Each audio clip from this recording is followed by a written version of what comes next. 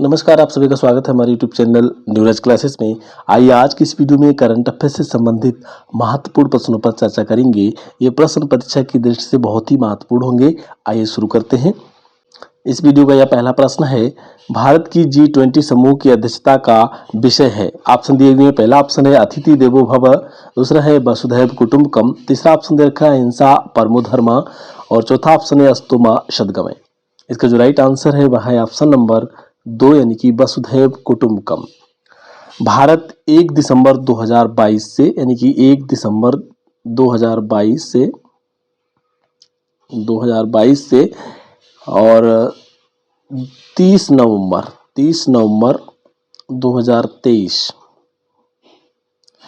2023 तक जो है G20 समूह का अध्यक्ष रहेगा।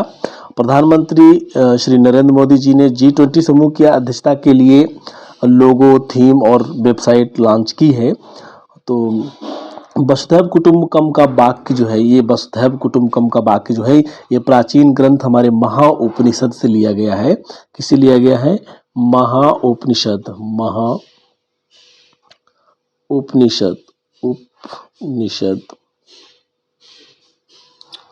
महाउपनिषद से लिया गया है।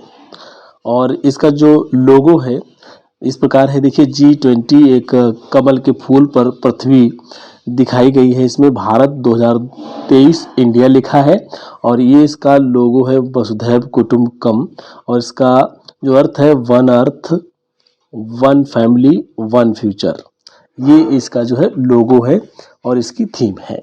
आगे बढ़ते हैं। अगला प्रश्न है, सही मिलान कीजिए। ऑप्शन दिए हुए हैं। का ऑप्शन में एक गोल्ड ETF, इधर का है समुद्री अर्थव्यवस्था, मून लाइटिंग श्रम अर्थव्यवस्था, तीसरा है gig economy, gold exchange traded fund और चौथा ऑप्शन देखा है ब्लू इकोनॉमी, कर्मचारी द्वारा अतिरिक्त कार्य करना। तो इसका जो सही मिलान है क्या होगा? इस प्रकार होगा। देखिए जो गोल्ड ETF है इसका मिलान जो होगा ये होगा गोल्ड एक्सचेंज ट्रेडेड फंड, यहाँ इसका मिलान ये होगा। और मून लाइटिंग है, ये मून लाइटिंग का मिलान होगा इस पे कर्मचारी द्वारा अतिरिक्त कार्य करना, यानी कि जो अपने सेवा काल होता है उनका जो कार्य जो समय होता है काम करने का, उसके अलावा वो अन्य कंपनियों में काम करते हैं, प्राइवेट कंपनियों में काम करते हैं, सॉफ्टवेयर कंपनी में काम करने वाले कर्मचारी, तो उसको मून लाइटिंग कहते हैं। ठीक है। अगला है गिग इकोनॉमिक संबंध रखता है श्रम अर्थव्यवस्था से, यानी गिग जो है ये श्रम अर्थव्यवस्था से इसका संबंध है। और ब्लू इकोनॉमी जो है ये समुद्री अर्थव्यवस्था से इसका संबंध है। इस प्रकार ये सही मिलान होंगे। आगे बढ़ते अगला प्रश्न है, भारत के 22वें विधि आयोग के अध्यक्ष हैं। ऑप्शन दिए हुए हैं। पहला ऑप्शन है ऋतुराज अवस्थी, दूसरा है T शंकरन और तीसरा ऑप्शन दे रखा है M करुणानिधि, चौथा ऑप्शन है राका आर्य। तो इसका जो सही आंसर है वह है ऑप्शन नंबर 1 यानी कि ऋतुराज अवस्थी। भारत के 22वें विधि आयोग का गठन जो है वो 7 नवंबर 2022 को किया गया था, 2022 को किया गया। और यह एक गैर सांविधिक निकाय है, गैर सांविधिक। देखिए ये गैर सांविधिक है, गैर सांविधिक निकाय है। और ये वर्ष 1955 से शुरू हुआ था। ये 3 वर्ष के इसका कार्यकाल होता है। और विधि आयोग केंद्रीय कानून और न्याय मंत्रालय के परामर्शदात्री निकाय के रूप में काम करता है। एक पूर्णकालिक अध्यक्ष होता है जिसमें ऋतुराज अवस्थी को अध्यक्ष बनाया गया है और 4 अन्य सदस्य तथा सचिव होते हैं। आगे बढ़ते हैं। अगला प्रश्न है, सबसे पहले 5G सेवा किस देश ने शुरू की? ऑप्शन दिए हुए। पहला ऑप्शन है अमेरिका, दूसरा है यूरोप, तीसरा ऑप्शन है दक्षिण कोरिया, चौथा ऑप्शन है जापान। इसका जो सही आंसर है वह है ऑप्शन नंबर 3 यानी कि दक्षिण कोरिया ने। देखिए एक आपको बता दें, दक्षिण कोरिया ने 3 अप्रैल 2019 को इस सेवा लॉन्च की थी। और कुछ ही घंटों बाद जो है इसी डेट पर अमेरिका ने भी ये शुरू कर दिया था, लेकिन अमेरिका ने 3 घंटे लगभग 4 घंटे का समय था उसमें, तो ये पहले दक्षिण कोरिया में शुरू हो गई थी ये सेवा। और भारत में बता दें आपको, तो भारत में इसकी शुरुआत जो है वो 1 अक्टूबर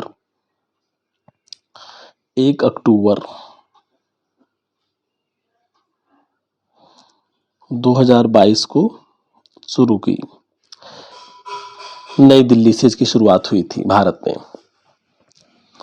अब आपको बता दें यहाँ पर जो 5G इस समय चल रहा है और कुछ शहरों में, नगरों में शुरू भी हो गया है।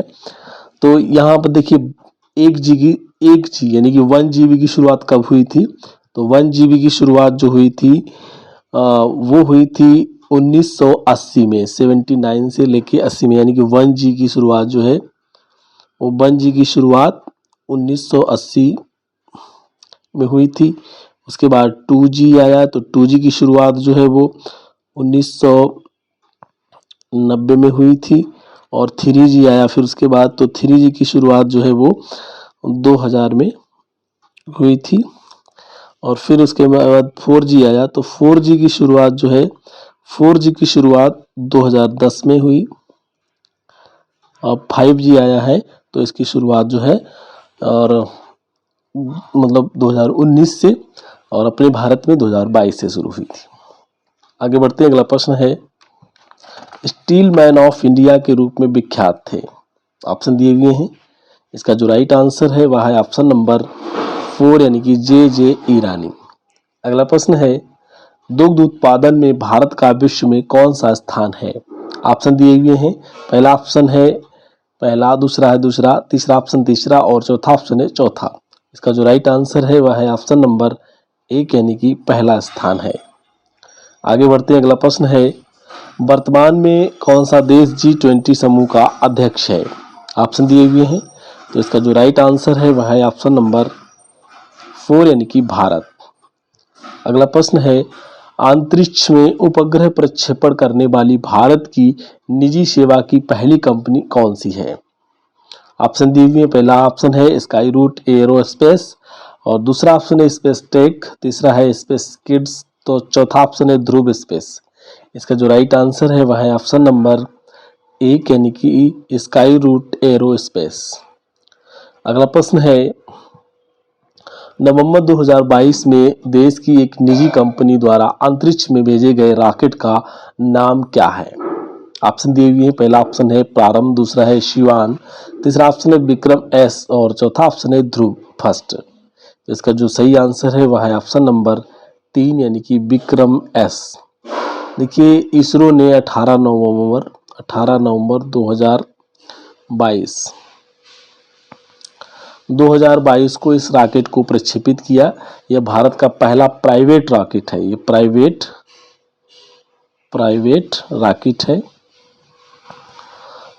रॉकेट है जिसे private company Skyroot Aerospace द्वारा विकसित किया गया था। आगे बढ़ते अगला प्रश्न है और इस वीडियो का यह लास्ट प्रश्न है, डोनी पोलो हवाई अड्डा कहाँ स्थित है?